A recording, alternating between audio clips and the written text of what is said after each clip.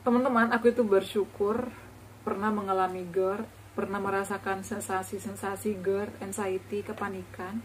Karena aku itu orangnya baperan, aku itu orangnya cemas. Jadi dengan mengalami hal-hal tersebut saat ini aku lebih bersyukur dan juga lebih menata hidup aku lebih baik lagi, terutama dari pola makan, dari pola pikir, dan juga aku menerapkan pola hidup sehat.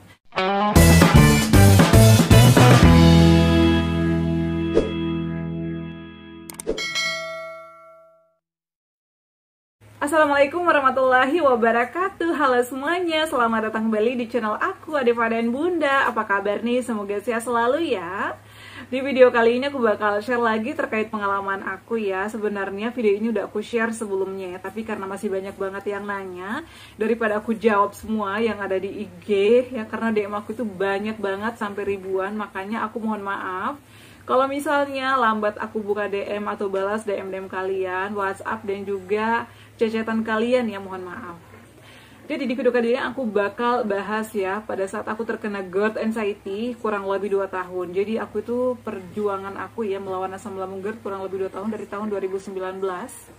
Kalau nggak salah Oktober ya, Oktober 2019 aku tuh udah ngerasain yang namanya GERD anxiety. Sensasinya itu aneh-aneh banget, tapi puncaknya aku merasakan yang parah-parahnya itu adalah di tahun 2021 di bulan Juli. Itu aku merasa luar biasa banget sensasinya, karena awalnya itu aku pikirnya kan lambung biasa ya, ini mah hanya asam lambung biasa, jadi aku itu belum mengontrol pola makan, kemudian aku masih galau-galauan, kadang apa-apa dipikirin. Jadi awal mulanya itu di tahun 2019 itu aku itu masih bandel-bandel ya, kadang makan telat. Jadi kalau misalnya udah waktunya jam makan nih, aku undur-undur dulu, nanti aja deh. Tapi memang aku dari dulu itu nggak suka makan pedas, nggak suka makan mie, nggak suka makan yang aneh-aneh. Aku memang hanya suka makan nasi, pakai ikan, pakai sayur-sayuran. Itu ya, karena memang aku dari kecil, sejak kecil itu mama aku nggak membiasakan kita makan pedas atau makan cabai, makan micin-micin. Jadi memang dari rumah itu kita paling bumbunya ya, kalau mama aku masak pakai garam, gula.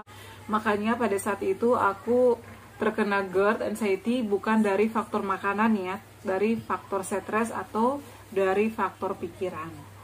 Jadi sensasi-sensasi yang aku alami itu adalah ngap, sesak, jadi kayak napas pendek gitu.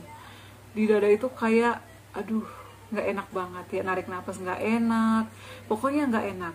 Melangkah beberapa langkah aja udah capek, udah lelah. Apalagi kan aku itu tinggalnya di sini atas bawah. Aku kadang kalau naik di lantai atas itu udah ngos-ngosan, ngap-ngapan. Masya Allah, kataku, ini aku kenapa? Tapi aku itu masih, oh mungkin aku kecapean kali ya, aku tuh masih istirahat. Aku tuh belum ke dokter pada saat itu, belum ke dokter. Dan pada akhirnya ya, aku parah-parahnya itu di tahun 2021 lagi musim COVID-19. Di situ aku mulai cemas, di situ aku mulai takut, dan aku merasa sensasi yang aku alami itu adalah makin parah. Apalagi pada saat bapak aku nggak ada ya, meninggal. Jadi pada saat itu aku masih di Jakarta, jadi aku merasa bersalah di situ. Akhirnya GERD anxiety aku makin menjadi-jadi. Kemudian langkah-langkah apa aja yang aku lakukan? Jadi pada saat bulan Juli 2021 itu aku sensasinya ngap, perut aku itu mulai perih, melilit, apalagi di sore hari. Aku setiap pulang sore, setiap pulang kerja itu nangis aja, kadang depan cermin aku nangis. Ya Allah, ini apa yang aku rasakan? Kalau di kantor ya, karena aku sibuk, aku tetap bawa kerja, karena aku kalau di rumah makin kepikiran. Makanya aku tetap kerja, aku tetap beraktivitas normal, tapi dengan penuh was-was, dengan penuh ketakutan, dan juga sensasi-sensasi itu aku lawan. Tapi ada pada saat itu satu titik yang aku tuh udah benar-benar nggak kuat, makanya aku harus segera periksa ke dokter. Dan aku pada saat itu ke klinik, kemudian ke puskes, kemudian ke dokter praktek, udah aku lakuin, tapi masih belum ada perubahan juga. Makanya aku berpikir, aduh kayaknya ini nggak bisa dibiarin.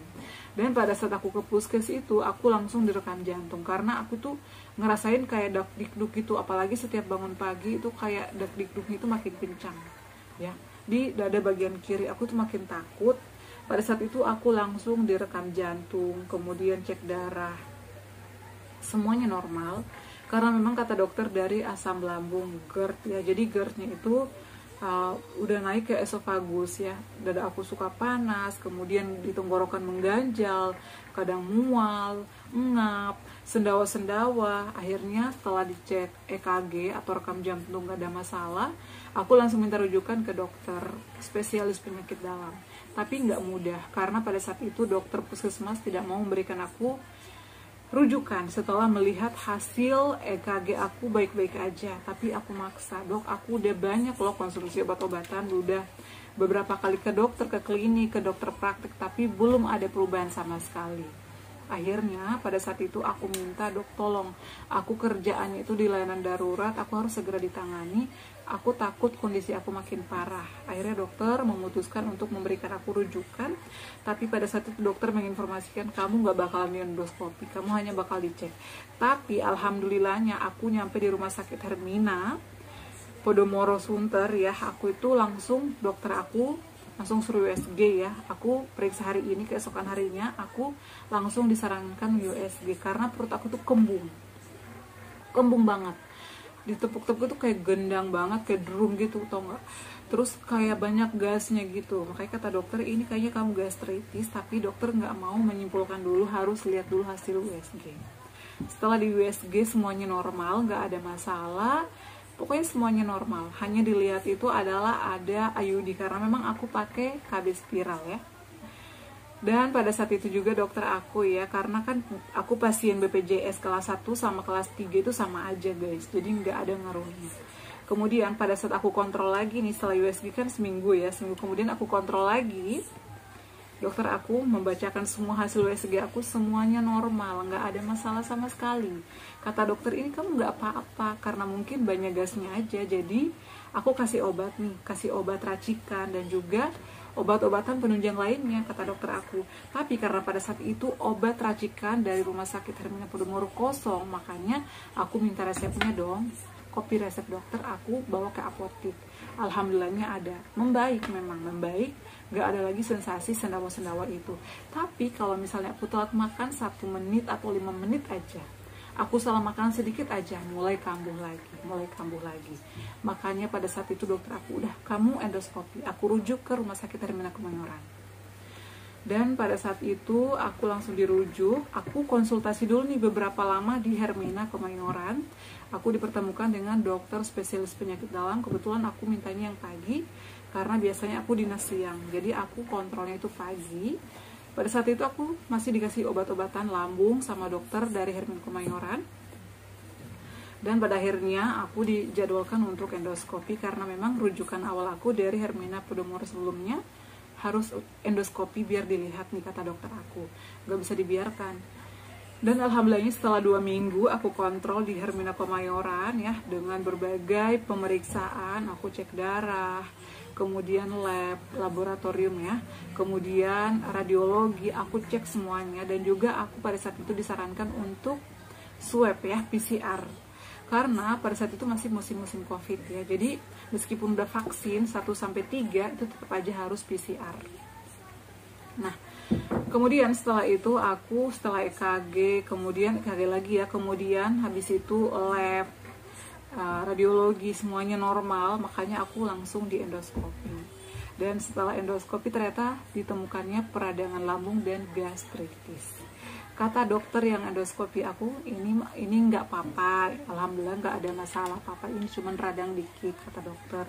Dan yang memicu kamu sering sendawa itu karena banyak gas, gastritis. Kenapa banyak gasnya? Karena dari faktor makanan, pola makan aku yang gak teratur, karena aku suka menunda-nunda makan, biasanya telat 5 menit, telat 10 menit, telat 1 jam biasanya ya, karena aku tuh sibuk kerja, pikir aku kan nanti aja deh gitu, masih bisa ditahan. Ternyata itu gak baik guys buat kita ya, apalagi yang udah kena GERD. Jadi jangan menunda-nunda makan meskipun hanya 1 menit. Kemudian selain itu juga membuat aku begah, sendawa-sendawa itu adalah banyak gasnya, gastritis ya. Jadi kalau misalnya kita telat makan sedikit pun itu udah angin yang masuk ya.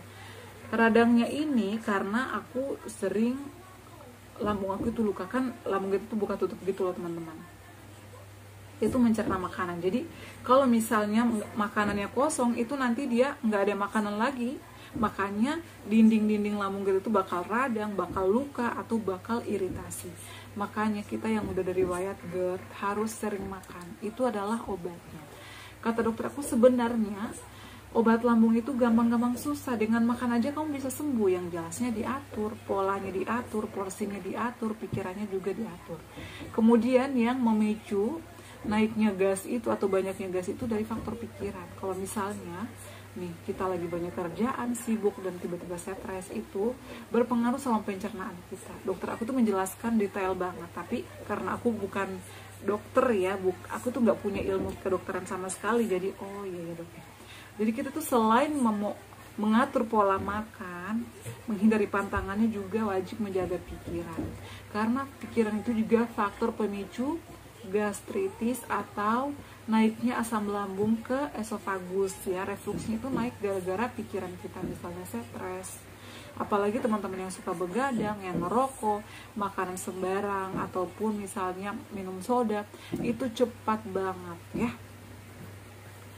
Jadi saran aku, meskipun kalian udah membaik, tetap jaga pola makan. Karena kalau misalnya kita udah riwayat GERD ya, asam lambung itu bakal cepat kambuhnya. Saat ini alhamdulillah aku udah membaik, udah bisa makan apa aja. Jadi aku tuh bersyukur banget pernah mengenal GERD, pernah merasakan GERD, karena dengan merasakan ini semua aku bisa introspeksi diri ya. Aku tuh pengen nangis kalau ingat ya. Aku tuh introspeksi diri banget, terutama dari baperan aku. Tadinya tuh aku baper banget, apa-apa dipikirin, apa-apa nangis. Kalau orang ngomongin aku dari belakang, aku tuh mikirin aja. Kalau orang ngomong mungkin bercanda, tapi kalau misalnya aku nggak suka, mikirin aja. Aku tuh orang yang baperan. Ternyata Allah itu nggak suka kalau orang sifat kita kayak gitu. Jadi harus dirubah, belajar cuek ya, seperti itu. Jadi jangan dikit-dikit dibaperin, jangan dikit-dikit nangis. Itu nggak baik guys. Kemudian yang kedua adalah makanan. Makanan itu kita jangan menunda-nunda. Itu juga yang paling penting. Kalau udah punya makan, pekerjaan apapun harus ditinggalkan. Makan dulu. Karena pekerjaan itu nggak bakalan kemana. Yang penting kamu makan dulu, jaga kesehatan. Karena kalau kamu sakit, siapa yang mau ngerjain? Aku tuh sekarang berpikirnya, bukan masa bodoh juga. Aku tetap menyelesaikan pekerjaan aku. Tapi kalau aku sakit, aku nggak bisa kerja lagi dong. Aku harus berjuang lagi dari awal. Jadi aku tuh sekarang benar-benar menata pola makan aku, pola tidur aku, pola pikir aku. Aku ngapain mikirin dia? Kadang kalau misalnya orang yang nyinyir nih, apalagi aku sekarang kan udah punya YouTube, TikTok, Instagram. Kalau banyak yang nyinyir, ngapain mikirin? Aku aja nggak minta makan sama dia. Kadang ya udahlah. Jadi aku itu sekarang masa bodoh.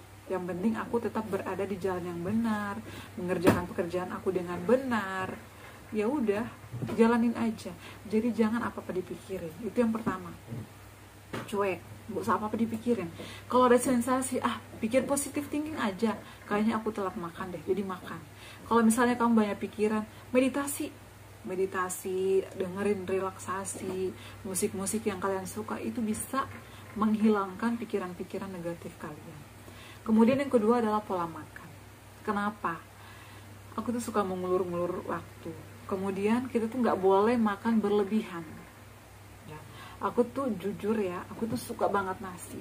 Aku kalau dikasih ikan sama sayur bening, aku tuh bisa nambah 3-4 kali. Ternyata itu nggak baik. Jadi kita itu harus makan dengan porsi kecil. Makanlah secukupnya. Kata Allah ya, kata Muhammad, makanlah sebelum lapar dan berhentilah sebelum kenyang. Jadi memang seperti itu. Jadi dengan aku mengalami GERD ini, aku tuh bersyukur banget. Jadi pola hidup aku jadi berubah lebih baik. Pola pikir, pola makan. Kemudian aku harus olahraga setiap pagi karena kebiasaan. Jadi aku tuh lebih menata hidup aku lebih baik lagi ke depannya. Karena aku pengen sehat, pengen aku merawat anak suami aku tanpa dengan adanya sensasi-sensasi itu. Kemudian yang ketiga, pola tidur. Biasanya nih aku tuh suka begadang. Suka begadangnya apa? Kalau misalnya aku lagi buat video-video atau misalnya lagi ada project, aku tuh kadang begadang, kadang sampai jam 1. Ternyata itu nggak baik guys. Makanya dari situlah aku mulai mengatur jam. Kalau misalnya hari ini aku harus ngedit video nih, hari ini aku harus syuting nih, jadi aku tuh benar-benar atur agar waktunya itu nggak terbuang sia-sia dan kesehatan aku juga tetap terjaga gitu ya teman-teman ya. Kemudian selain itu juga aku itu menghindari atau makanan-makanan yang kurang sehat seperti junk food. Bukan aku nggak boleh, tapi jangan berlebihan. Kalau misalnya kita kan aduh pengen lihat orang pengen makan ini, pengen juga, jadi emang nggak boleh berlebihan. Kita tuh harus makan sewajarnya aja. Jadi kalau mau junk food mau, tapi jangan tiap hari junk food terus. Kalau mau kopi jangan tiap hari. Kalau aku sih emang nggak ngopi. Jadi kalau misalnya kalian mau makan apa aja ya boleh, tapi jangan setiap hari pengen lagi secukupnya aja. Jadi alhamdulillahnya aku tuh bersyukur, alhamdulillah saat ini sudah tertata semuanya, dari pola pikir, jam bangun tidur aku juga udah aku atur ya. Biasanya kan habis sholat subuh mungkin tidur lagi, sekarang enggak. Habis sholat subuh olahraga ya, mandi, pokoknya kita itu harus bersyukur.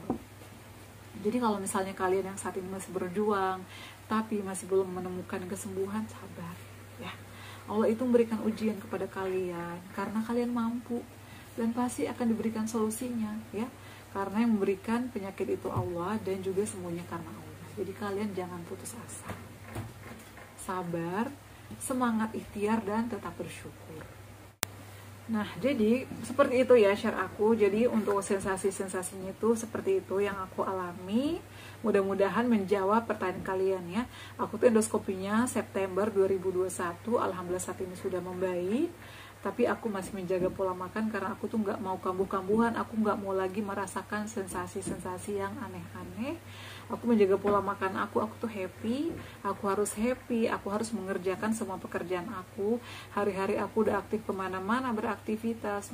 Dan juga tentunya tetap berperan sebagai ibu rumah tangga ya, sebagai seorang wanita karir. Jadi aku menjalankannya dengan happy, dengan bahagia, dan tetap bersyukur. Aku berharap karena banyak banget kalian, Bun, aku terinspirasi, aku termotivasi dari Bunda. Aku senang kalian juga harus semangat, harus sembuh. Semoga bisa juga beraktivitas kembali seperti aku dan teman-teman aku yang lainnya. Oke teman-teman, cukup sekian ya share kali ini. Dan jika misalnya masih ada yang kurang yang aku sampaikan, nanti aku buatkan video lagi. Tapi untuk kalian yang saat ini, aku selalu mendoakan tetap semangat, jaga pola makan, terapkan 3P, jangan lupa olahraga, dan jangan lupa bersyukur.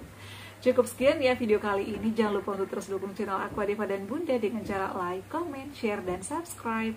Assalamualaikum warahmatullahi wabarakatuh. Sampai ketemu lagi di video-video aku selanjutnya. Bye.